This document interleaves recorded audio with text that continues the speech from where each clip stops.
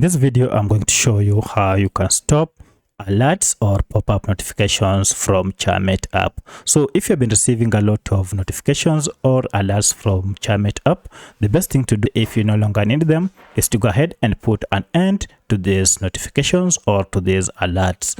Now, the method I'm going to show you is a permanent method that will put an end for this forever unless you go ahead and turn it on. If you found this video helpful, I'll kindly request that you support me by liking the video and also by subscribing to my channel. Alright, let's get into it. Now, the first thing you need to do is to go to app information page, and from there we shall be able to turn off these notifications. To do that, go to settings, and for this I'll just go and look for settings, which is here, and then I'll scroll down and find this option called apps. Now, I'm using a Redmi smartphone, and this process should be more or less the same on any other Android smartphone.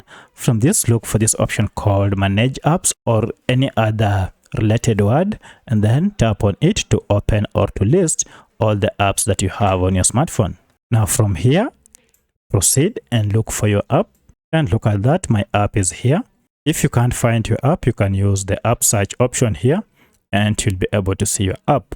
Once you find it, go ahead and tap on it to open the app information page, and this is where we shall apply our settings. However, if getting to this page is quite complex, then let me show you a shortcut method you can use to get here. For that, just go back and then look for your app, and once you find your app, go ahead and long press on it, and you'll see we have these three options: share, app info, and uninstall. If you choose the second option, app info, it will again take you to the same app information page. From here, look for the section called permissions, and you can see it is here, and under permissions look for the option called notifications, and you can see notifications under permission here. Currently it is turned to yes. So if I open it, you can see all these notifications are turned on, and that's why you have been receiving all those types of notifications.